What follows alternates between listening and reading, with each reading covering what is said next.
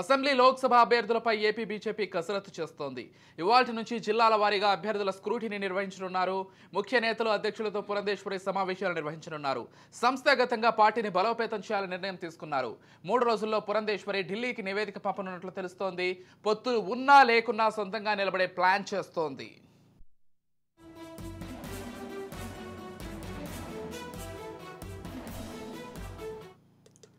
Right, మొత్తంగా assembly Lok Sabha అభ్యర్థులపై AP BJP అయితే కసరత్తు చేస్తోంది. ఇదే అంశానికి సంబంధించి మరిన్ని అప్డేట్స్ అందించడానికి మా ప్రతినిధి స్వప్న ఫోన్ ద్వారా సిద్ధంగా ఉన్నారు. ఎస్, చెప్పండి స్వప్న, మొత్తంగా ఇవాల్టి నుంచి జిల్లాల వారీగా అభ్యర్థుల స్క్రూటినీ కూడా నిర్వహించనున్నట్లుగా తెలుస్తోంది. అసలు మొత్తంగా ఏపీ బీజేపీ మధ్యలో ఏముంది? ఒకవైపు పొత్తులకు సంబంధించి క్లారిటీ రానటువంటి పరిస్థితి, మరోవైపు అభ్యర్థులకు సంబంధించి ఫైనలైజ్ చేసుకోవాలని భావిస్తున్నటువంటి పరిస్థితి. మొత్తంగా ఏం జరుగుతోంది ఏపీ బీజేపీ విషయంలో స్వప్న? విజయ్, మన తెలంగాణ విషయానికి వస్తే ఒక రకంగా బీజేపీ దూసుకుపోతుంది. అభ్యర్థులు మేమంటే మేము పోటీలో ఉంటామని చెప్పేసి ముందుకు వస్తున్నారు. కొంత ఫ్లాట్ అనిపిస్తుంది. ఒక రకంగా పోటీలో గట్టిగా బీజేపీ అయితే తెలంగాణలో కనిపిస్తుంది. ఇక ఏపీ విషయానికి వస్తే దీనికి పూర్తి విరుద్ధంగా మనకి ఏపీలో ఉంది. ఏపీలో పొత్తులు ఉంటాయా తెలియదు. జనసేన బీజేపీతో, అది టీడీపీతో ఉంది, బీజేపీతో ఉంది. అసలు దేంతో పొత్తులో ఉంటాయో తెలియదు. అండ్ హైకమాండ్ ఏం చెప్తుందో తెలియదు. అండ్ ఓవరాల్ గా చూసుకుంటే ఉన్నటువంటి వాళ్ళలో ఎన్ని సీట్లు వస్తాయి, పొత్తులో భాగంగా వస్తే నిల్చోవాలా లేదా ఇండిపెండెంట్ గా నిల్చోవాలా, ఇండిపెండెంట్ గా నిల్చుంటే అంతమంది అభ్యర్థులు మనకు ఉన్నారా లేదా ఇంకెవరితోనైనా మనం కలవాల్సి ఉంటుందా? సో ఇలాంటి అనేక డౌట్స్ అయితే ఉన్నాయి. వీటికి సంబంధించి ఇప్పటికే హైకమాండ్ దృష్టికి తీసుకెళ్లారు. హైకమాండ్ దీని మీద కసరత్తు చేస్తుంది.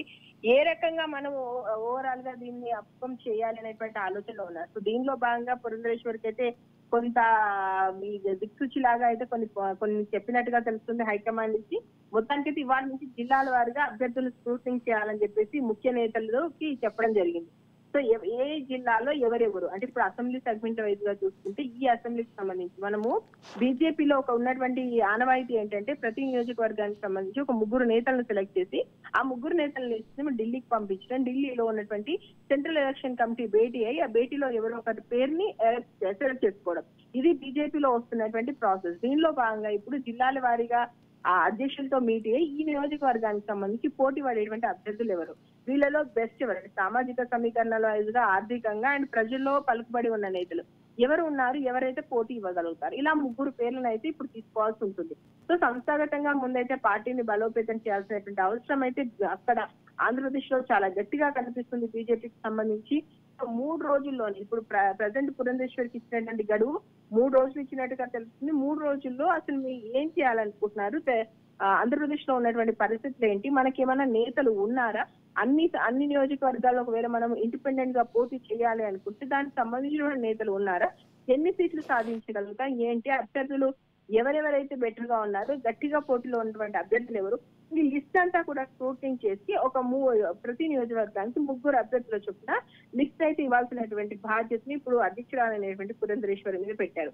సో ఇప్పుడు పొత్తులు ఉంటాయా లేదా అనేది మీరు పక్కన పెట్టండి. అన్ని నియోజకవర్గాలకు సంబంధించి మనకున్నటువంటి అభ్యర్థులు ఎవరు, వాళ్ళలో గట్టి అభ్యర్థులు ఎవరు, దీని మీద అయితే ప్రస్తుతం కసరత్తు చేస్తున్నారు. అండ్ అధ్యక్షులందరినీ పిలిచి మాట్లాడడం, ఆయా నియోజకవర్గాల్లో ఎవరున్నారు ఏంటి, అక్కడ సామాజిక సమీకరణలు ఏంటి, అక్కడ మోదీ చేసినటువంటి కార్యక్రమాలు, హిందుత్వ ఎజెండా అండ్ ఇప్పుడు ఉన్నటువంటి పనుల్లో ఫిర్ ఎక్ బార్ మోదీ సర్కార్ అన్నప్పుడు దాని ఇంపాక్ట్ ఏ విధంగా ఉంటుంది, లేదా వేరే పార్టీ నుంచి ఇప్పుడు వైసీపీ నుంచి కానీ లేదా టీడీపీ నుంచి కానీ ఎవరైనా వచ్చే వాళ్ళు ఉంటారా, అలాంటి వాళ్ళ మీద ఏమైనా మాట్లాడుతున్నారా.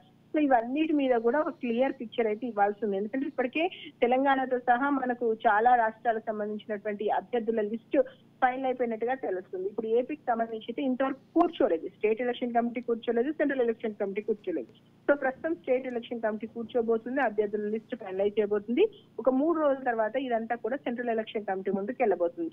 వన్స్ సెంట్రల్ ఎలక్షన్ కమిటీ కూర్చుంటే ఏం చేయాలి బీజేపీలో అనేటువంటి క్లారిటీ వస్తుంది. అంటే జనసేనతో భాగంగా వెళ్తే మళ్ళీ టీడీపీతో భాగంగా వెళ్ళాలి. సో ఈ 3 పార్టీలు కలిపి పొత్తులో వెళ్తే అప్పుడు ఇప్పటికీ ఒకవేళ బీజేపీ వస్తే ఎందుకైనా మంచిది అన్నట్టుగా కొన్ని నియోజకవర్గాలను అయితే అట్ట పెట్టారు కాబట్టి ఆ నియోజకవర్గాలను బీజేపీకి ఇస్తారు. దాన్ని బీజేపీ ఒప్పుకుంటుందా?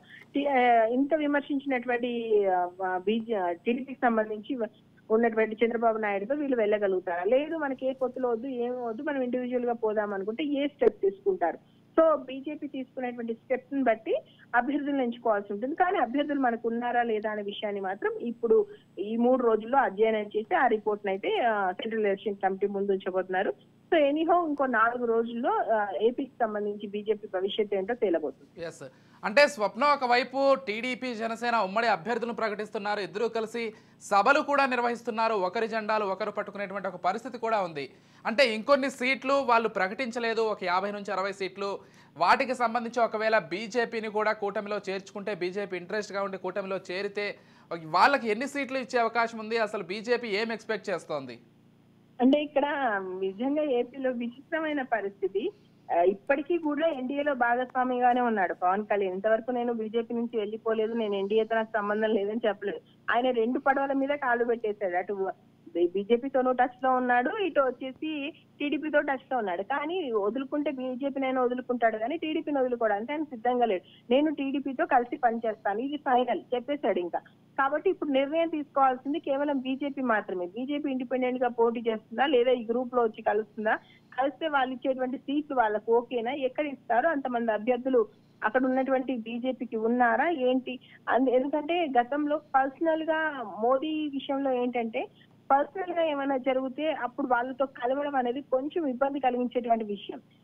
ఎందుకంటే అప్పుడు వచ్చినప్పుడు బ్లాక్ జెండాలు పెట్టడం కానీ, లేదా మోడీకి సంబంధించి నిరసన కార్యక్రమాలు కానీ, కొంచెం స్వయంగా టీడీపీ ముఖ్య నేతల రంగంలోకి దిగి మోదీని విమర్శించడం, ఇలాంటి కార్యక్రమాలు చాలా చేశారు. కాబట్టి ఎంతవరకు ఇప్పుడు వీళ్ళ పొత్తులో భాగంగా వెళ్తే వచ్చేటువంటి లాభం ఏముంటుంది, లేదా వైసీపీకి సంబంధించి కూడా ఇంటర్నల్ గా వాళ్ళకి ఏదో ఉన్నాయి.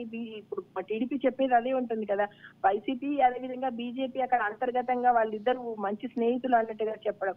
సో ఎవరు ఫోకస్ చేసే విధానాలు వాళ్ళు ఫోకస్ చేస్తున్నారు. కాబట్టి బీజేపీ నిర్ణయం ఏంటిది అనేది ఇప్పుడు కీలకంగా మారబోతుంది. బీజేపీ నిర్ణయం తీసుకోవడం పట్ల రాష్ట్రంలో ప్రభావితం ఉంటుందా లేదా తెలియదు, కానీ నేషనల్ వైడ్ గా దాని ప్రభావం అయితే ఖచ్చితంగా ఉంటుంది. ఎందుకంటే అది జాతీయ పార్టీ, మరొకసారి అధికారంలోకి వస్తామని గట్టి నమ్మకం ఉన్నటువంటి పార్టీ. కాబట్టి బీజేపీ ఎవరితో వెళ్తుంది, ఎందుకంటే వైసీపీతో కూడా పెద్దగా అంత గొడవలు, వైసీపీతో బీజేపీ కలవదు అనేటువంటి సందర్భాలు కూడా ఏమైనా జరగవచ్చు. రాజకీయాల్లో ఎవరితోనైనా కలవచ్చు, ఎవరి నుంచి అయినా విడిపోవచ్చు. చివరి నిమిషంలో ఏం జరిగినా మనం చెప్పలేం. కాబట్టి ఇప్పుడు బీజేపీ స్టాండ్ ఏంటి అనేది సెంట్రల్ ఎలక్షన్ కమిటీ భేటీ అయి చెప్పిన తర్వాత ఒక నిర్ణయం అయితే వస్తుంది. Thank you Swapna.